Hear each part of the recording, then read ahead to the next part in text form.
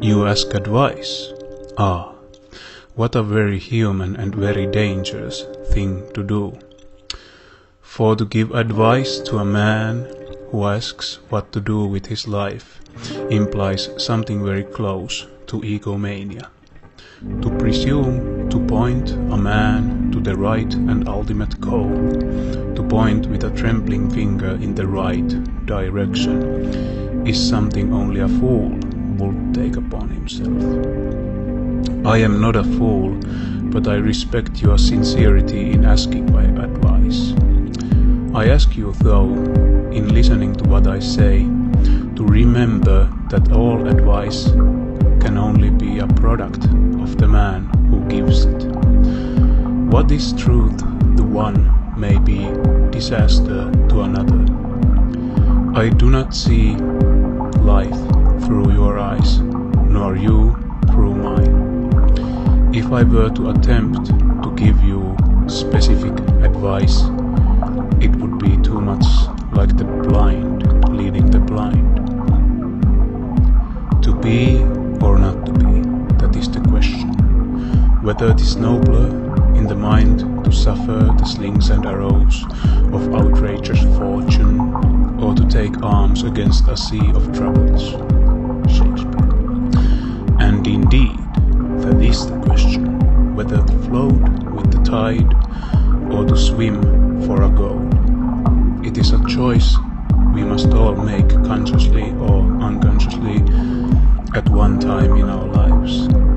So few people understand this. Think of any decision you've ever made which had a bearing on your future. I may be wrong, but I don't see how it could have been anything but a choice, however indirect, between the two things I've mentioned, the floating or the swimming. But why not float if you have no goal? That is another question. It is unquestionably better to enjoy the floating than to swim in uncertainty. So how does a man find a goal? Not a castle in the stars, but a real and tangible thing. How can a man be sure he's not after the big rock candy mountain, the enticing sugar candy coal that has little taste and no substance? The answer, and in a sense the tragedy of life, is that we seek to understand the goal and not the man. We set up a goal which demands of us certain things, and we do these things. We adjust to the demands of a concept which cannot be valid. When you were young, let us say that you wanted to be a fireman. I feel reasonably safe in saying that you no longer want to be a fireman. Why? Because your perspective has changed. It's not the fireman who has changed, but you.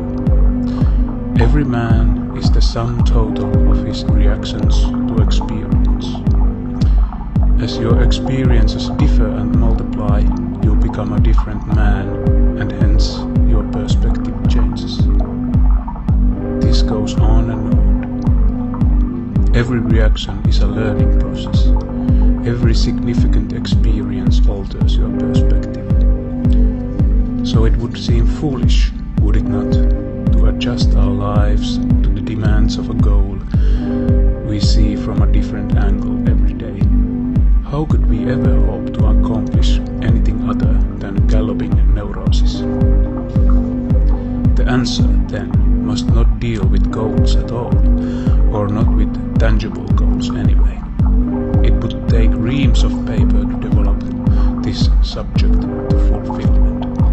God only knows how many books have been written on the meaning of man and that sort of thing, and God only knows how many people have pondered the subject. I use the term God only knows purely as an expression. There is very little sense in my trying to give it up to you in the proverbial nutshell, because I'm the first to admit my absolute lack of qualifications for meaning of life to 1 or 2 paragraphs. I'm going to steer clear of the word existentialism, but you might keep it in mind as a key of sorts. You might also try something called Being and Nothingness by Jean-Paul Sartre, and another thing called Existentialism from Dostoevsky to Sartre. These are merely suggestions. If you are genuinely satisfied with what you are and what you are doing, then give those books a wide berth. Let sleeping dogs lie. But back to the answer. As I said, to put our faith in tangible goals would seem to be, at best, unwise. So we do not strive to be firemen, we do not strive to be bankers, nor policemen, nor doctors. We strive to be ourselves. But don't misunderstand me. I don't mean that we can't be firemen, bankers, or doctors, but that we must make the goal to conform to the individual rather than make the individual conform to the goal. In every man, heredity and environment have combined to produce a creature of certain abilities and desires, including a deeply ingrained need to function in such a way that his life will be meaningful. A man has to be something. He has to matter. As I see it, then, the formula runs something like this. A man must choose a path which will let his abilities function at maximum efficiency towards the gratification of his desires. In doing this, he is fulfilling a need, giving himself identity by functioning in a set pattern toward a set goal. He avoids frustrating his potential, choosing a path that puts no limit on his self-development, and he avoids the terror of seeing his goal wilt or lose its charm as he draws closer to it, rather than bending himself to meet the demands of that which he seeks. He has bent his goal to conform to his own abilities and desires. In short, he has not dedicated his life to reaching a predefined goal, but he has rather chosen a way of life he knows he will enjoy. The goal is absolutely secondary. It is functioning toward the goal which is important. And it seems almost ridiculous to say that a man must function in a pattern of his own choosing. For to let another man define your own goals is to give up one of the most meaningful aspects of life, the definitive act of will, which makes a man an individual.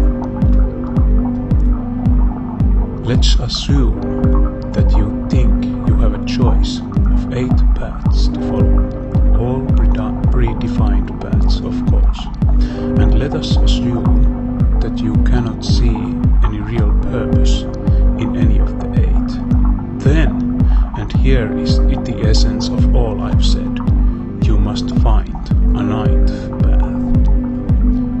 Naturally, it isn't as easy as it sounds. You've lived a relatively narrow life, a vertical rather than horizontal existence, so it isn't any too difficult to understand why you seem to feel the way you do. But a man who procrastinates in his choosing will inevitably have his choice made for him by circumstance. So if you now number yourself among the disenchanted, then you have no choice but to accept things as they are, or to seriously seek something else. But beware of looking for goals. Look for a way of life. Decide how you live and then see what you can do to make a living within that way of life. But you say, I don't know where to look, I don't know what to look for. And there's the crux. Is it worth giving up what I have to look for something better? I don't know. Is it? Who can make that decision for you? But even by deciding to look, you go a long way towards making the choice. If I don't call this to a halt, I'm going to find myself writing a book. I hope it's not as confusing as it looks at first glance. Keep in mind, of course, that this is my way of looking at things. I happen to think that it's pretty generally applicable, but you may not. Each of us has to create our own credo. This merely happens to be mine. If any part of it doesn't seem to make sense, by all means, call it to my attention.